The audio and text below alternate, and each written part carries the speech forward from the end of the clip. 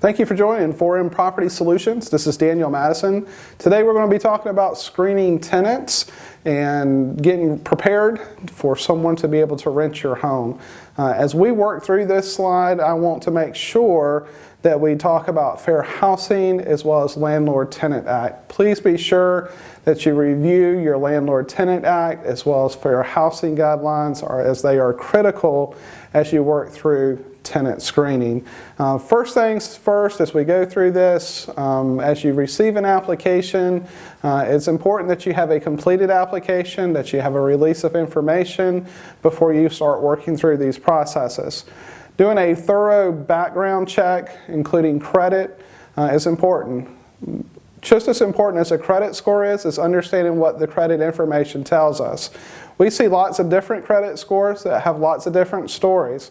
We see credit that is going down, we see credit that's going up, and there's different reasons why credit scores are what they are. So understanding both how to read the credit report, understanding what the credit score is, as well as why the credit score is the number that it is, will all help in making a decision based on that part of your application process.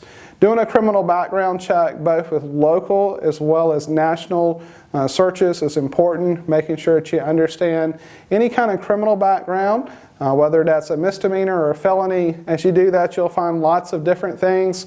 Anything from speeding tickets to felony charges that come with that. And so understanding what each of those look like, making sure that you're making decisions that are consistently the same for each application that you process as you go through that information. Understand the last 3 to 5 years of rental history. Make sure that you have a landlord name, telephone number, what the address is, the rental amount, and the reason that they are leaving or have left that home. Make sure to follow up with those landlords. Talk with each of them, not just the last landlord, but each of those landlords, and understand the relationship that they had with the person who's applying for your home. Stable employment history is important as you evaluate an application. We like to see a steady employment, 1 or more years in the same field. Many times with relocation and other things, there's someone that is newly employed, but we like to see a consistency in the same type of field, an improvement, a progression professionally with someone as they work through that. Make sure that you make copies of pay stubs, and that you verify employment with the employer, and that they are actively employed. Income verification, again, verifying pay stubs, making sure that you understand the income that the applicant has, understanding how the applicant is paid.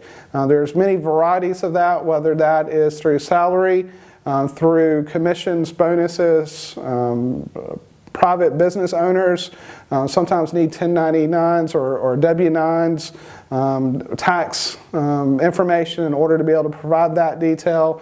So make sure that you understand the details as you work through that. If you consider pets in the home, we would certainly recommend that you have a picture of the pet if you don't meet the pet in person, as well as the most recent vet records. If your city or town has licensing requirements, make sure that they're aware of that and that the pet is properly licensed. Other factors to consider is their payment history, income to debt ratio, how long someone's been in a home, and the reason that they stay in those homes. Cannot emphasize enough, fair housing guidelines, the Landlord-Tenant Act, understanding what you can and cannot do, understanding disabilities, as well as service animals is critical as you work through these applications. Thank you for joining us with 4M Property Solutions. This is Daniel Madison.